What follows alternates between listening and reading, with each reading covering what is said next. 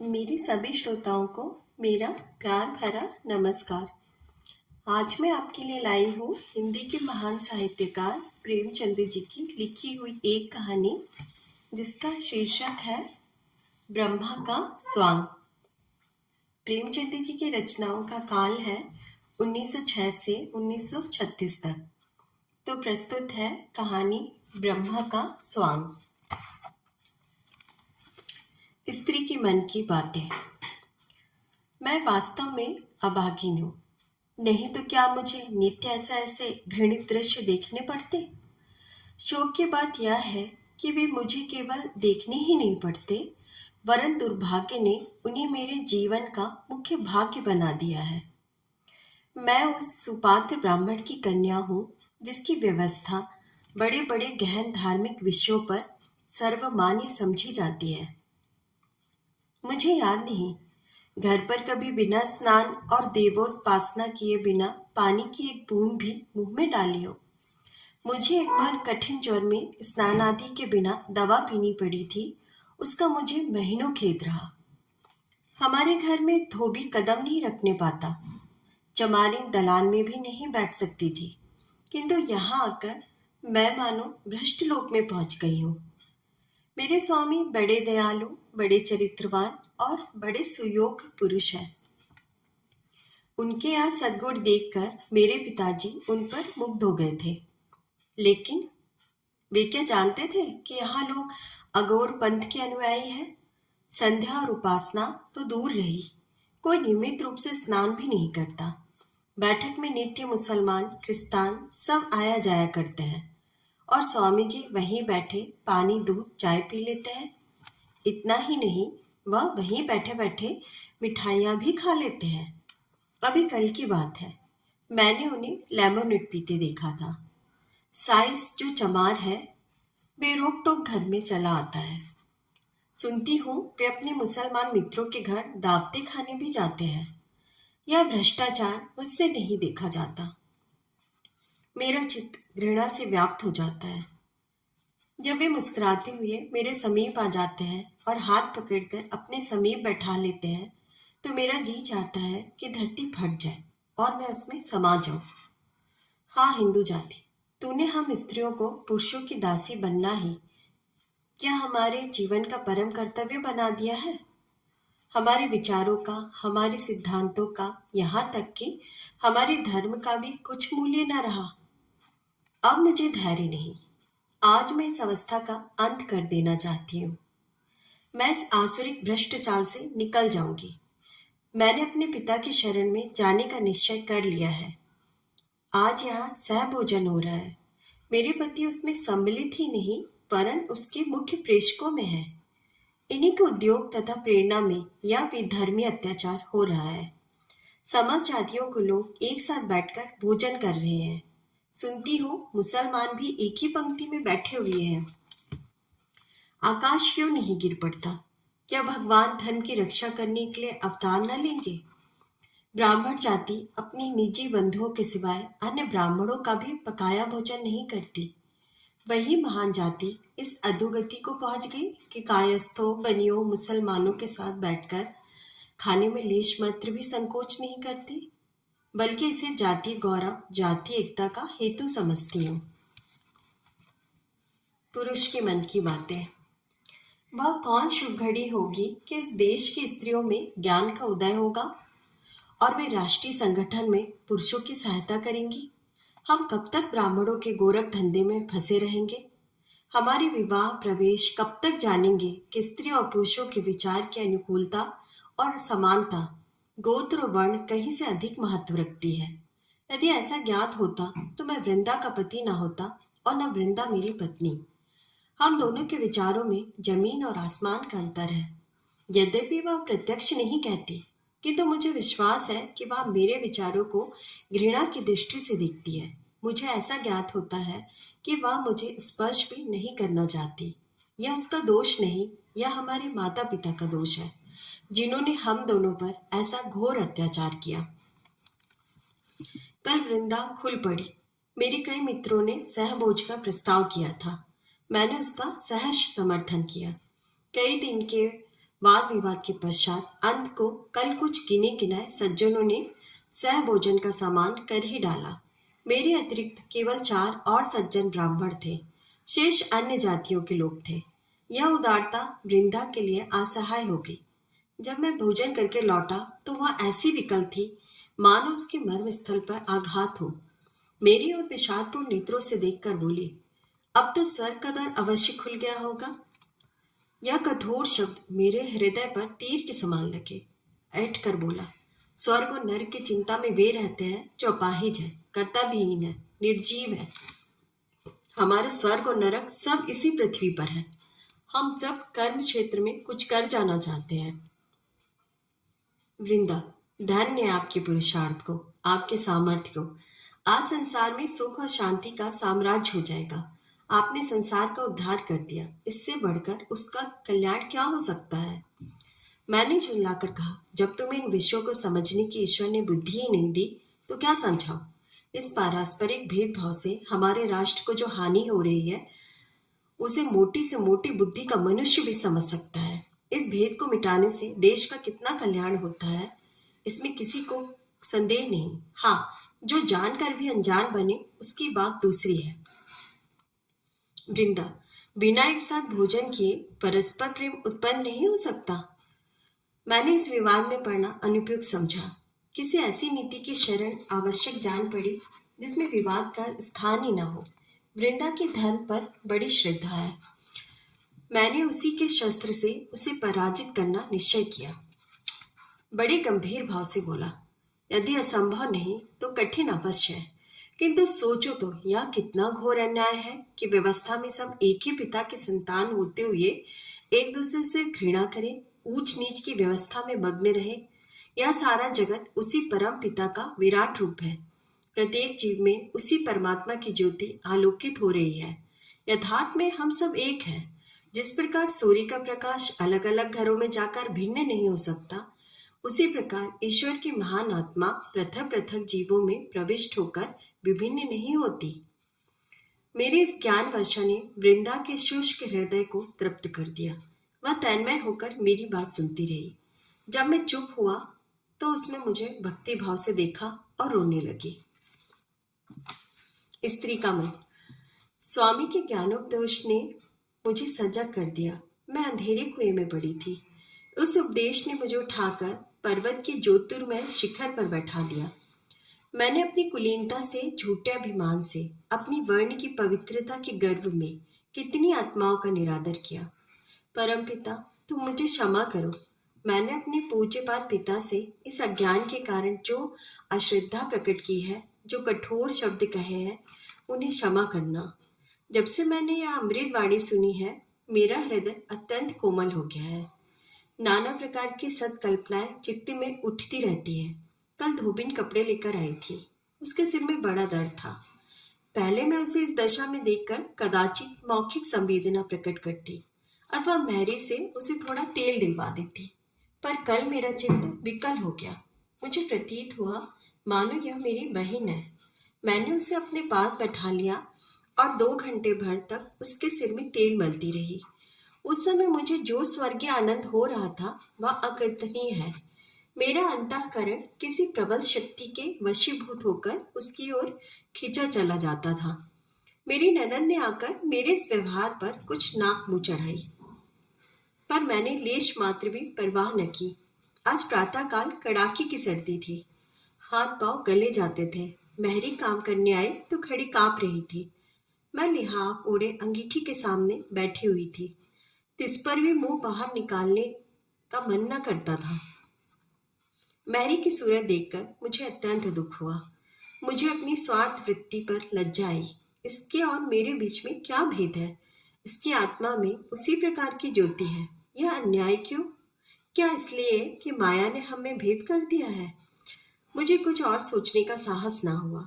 मैं उठी, अपनी ऊनी चादर लाकर महरी को ओढ़ा दी और उसे हाथ पकड़कर अंगीठी के पास बैठा लिया। इसके उपरांत मैंने अपना लिहाफ रख दिया और उसके साथ बैठकर बर्तन धोने लगी। वह सरल हृदय मुझे वहां से बार बार हटाना चाहती थी। मेरी ननद ने आकर मुझे कौतूहल से देखा और इस प्रकार मुंह बनाकर चली गई मानो मैं क्रीड़ा कर रही हूँ। सारे घर में हलचल पड़ गई और इस जरा सी बात पर हमारी आंखों पर कितने मोटे पर्दे पड़ गए हैं। हम परमात्मा का कितना अपमान कर रहे हैं। पुरुष, कदाचित मध्य पद पर रहना नारी प्रकृति में ही नहीं है। वह केवल सीमाओं पर रह सकती है। वृंदा कहाँ तो अपनी कुलीनता और अपनी कुल मर्यादाओं पर जान देती थी, कहाँ अब साम्य और सहृदयता की मूर्ति बनी हुई है। मेरे उस सामान्य उपदेश का यह चमत्कार है। अब मैं भी अपनी प्रेरक शक्तियों पर गर्व कर सकता हूँ। मुझे उनमें कोई आपत्ति नहीं है कि वह नीच जाति की स्त्रियों के साथ बैठे, हंसे और बोले, उन्हें कुछ पढ़कर सुनाए, लेकिन उनके पीछे अपने को बिल्कुल भूल जाना मैं कदापि पसंद नहीं कर सकता। 3 दिन हुए मेरे पास एक चमार अपने जमींदार पर नालिश कराने आया था। निसंदेह जमींदार ने उसके साथ जाति की थी, लेकिन वकीलों का काम मुफ्त में मुकदमे दायर करना नहीं। फिर एक चमार के पीछे एक बड़े जमींदार से बैर करूं? ऐसे तो वकालत कर चुका। उसके रोने की भनक वृंदा के कान में पड़ गई। बस वह मेरे पीछे पड़ गई कि उस मुकदमे को जरूर लो।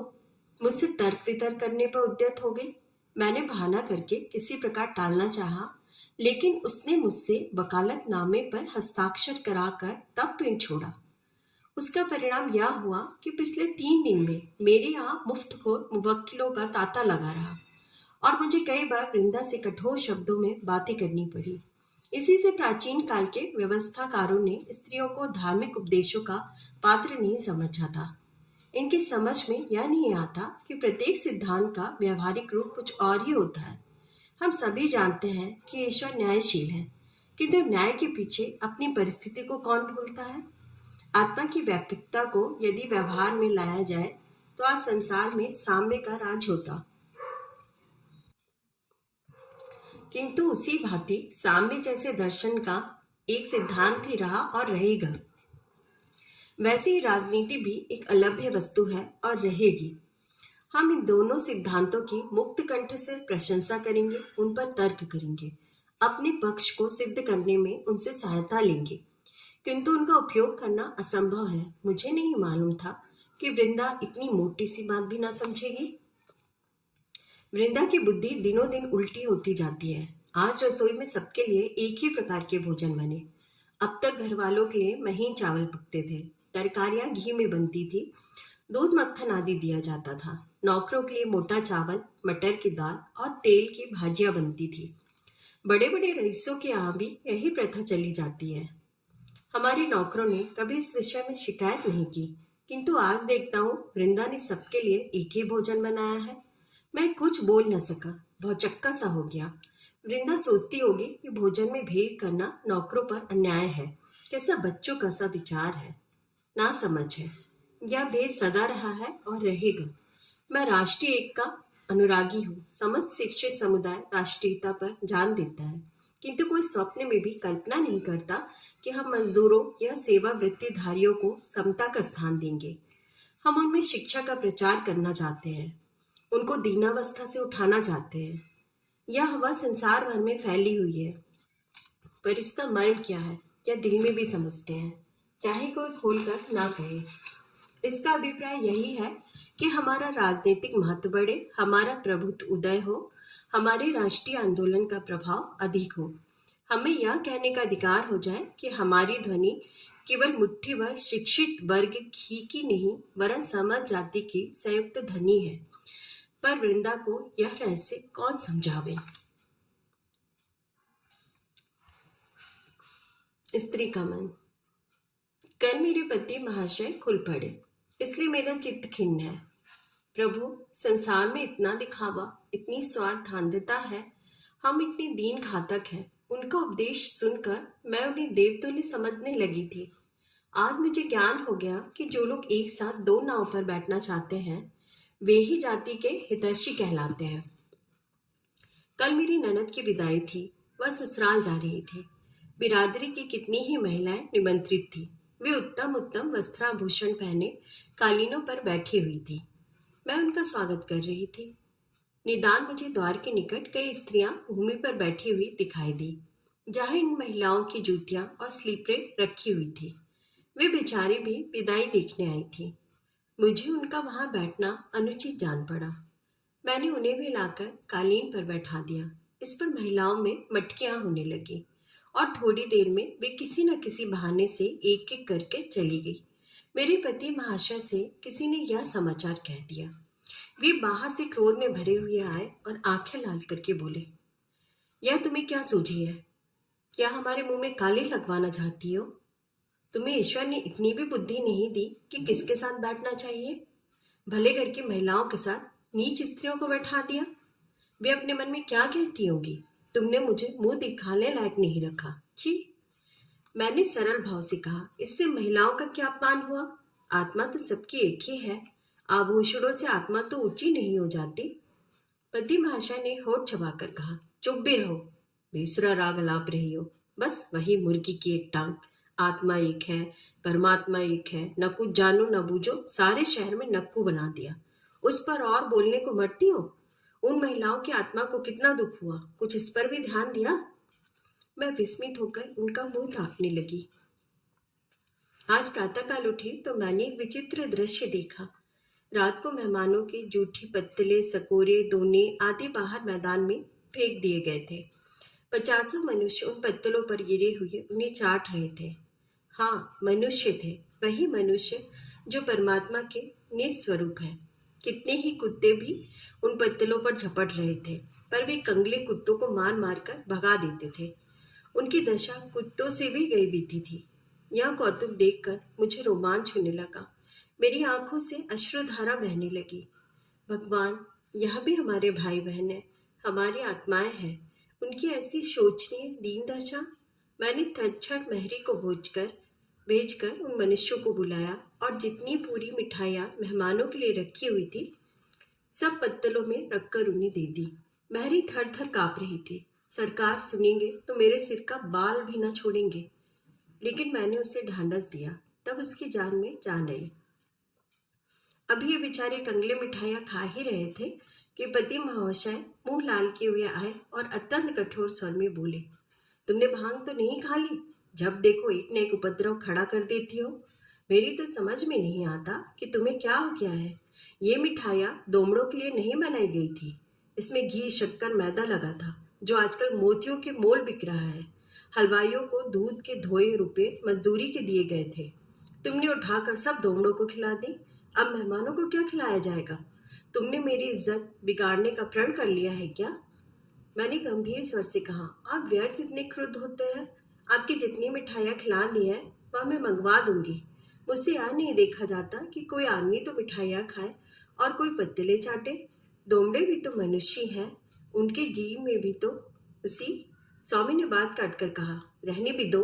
मरी तुम्हारी आत्मा, बस तुम्हारी ही रक्षा से आत्मा की रक्षा होगी। यदि ईश्वर की इच्छा होती तो प्राणी मात्र को समान सुख प्राप्त हो, तो सबको एक दशा में रखने से किसने रोका था? वह ऊंच नीच का भेद होने ही क्यों देता है? जब उसकी आज्ञा के बिना एक पत्ता भी नहीं सकता, तो इतनी महान सामाजिक व्यवस्था उसकी आज्ञा के बिना क्यों कर भंग हो सकती है?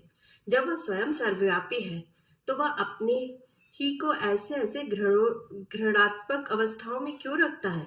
जब तुम इन प्रश्नों का कोई उत्तर नहीं दे सकती, तो उचित है कि संसार की वर्तमान रीतियों के अनुसार चलो। इन बेसिर पैर की बातों से हंसी और निंदा के सिवाय और कुछ लाभ नहीं। मेरे चित्त की क्या दशा हुई वर्णन नहीं कर सकती।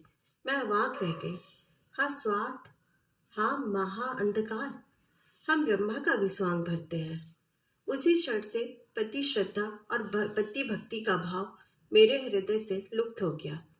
यह घर मुझे अब कारागार लगता है, किंतु मैं निराश नहीं हूँ। मुझे विश्वास है कि जल्दी ही या देर ब्रह्म ज्योति यहाँ अवश्य चमकेगी और वह इस अंधकार को नष्ट कर देगी। आप सबका कहानी सुनने के लिए बहुत बहुत धन्यवाद।